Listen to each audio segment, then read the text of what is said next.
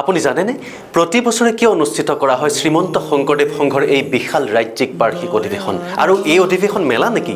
কৃষ্ণ জয় গুৰু শংকৰ।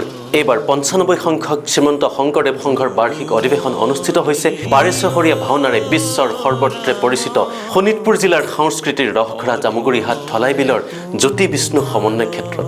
অসমৰ জাতীয় জীৱনৰ আয়ুস ৰেখা উত্তৰ পূৰ্বাঞ্চলৰ সৰ্ববৃহৎ ধৰ্মীয় সাংস্কৃতিক আৰু সামাজিক অনুষ্ঠান শ্ৰীমন্ত শংকৰদেৱ সংঘ। গুৰুজনাৰ নীতি আদৰ্শৰে ১৯৩০ চনত নগাঁৱৰ পলাশনীত ৰমাকান্ত মুক্তিয়াৰ আৰু হলধৰ ভূঞাদেৱৰ প্ৰচেষ্টাত স্থাপিত এই সংঘ মহাপুৰুষ শ্ৰীমন্ত শংকৰদেৱৰ নৱবৈষ্ণৱ ধৰ্ম এক শৰণ আদৰ্শ আৰু কৃষ্টি প্ৰচাৰ তথা সমাজ গঢ়াৰ লক্ষ্যৰে আজি হাজাৰ হাজাৰ শাখাৰে পৰিচালিত। এই অধিৱেশন কেৱল ধৰ্মীয় সমাৱেশ নহয়, ই হ'ল লাখ লাখ অসমীয়াৰ মিলনৰ এক মহাপীঠ বৈকুণ্ঠপুৰী।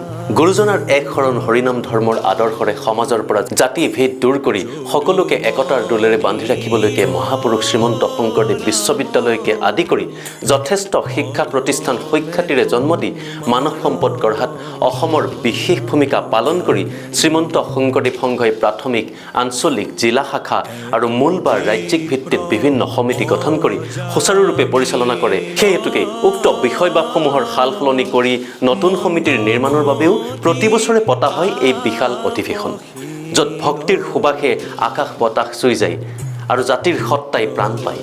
ইয়াত কেৱল ভক্তৰ স্থান, ইয়াত হিন্দু, মুছলিম, ধনী, দুখীয়া, উচ্চ নিচ, জাতি, ধৰ্ম, বৰ্ণ, ভাষা সকলো এক হৈ ভাগৱতৰ ভক্তি মাৰ্গ ৰক্ষা কৰি শ্ৰীমন্ত শংকৰদেৱ গুৰুজনাই দি যোৱা এক দেও, এক সেও, এক বিনে নাই কেও এই উক্তিৰে বিলীন হয় এই বিশাল সাগৰত।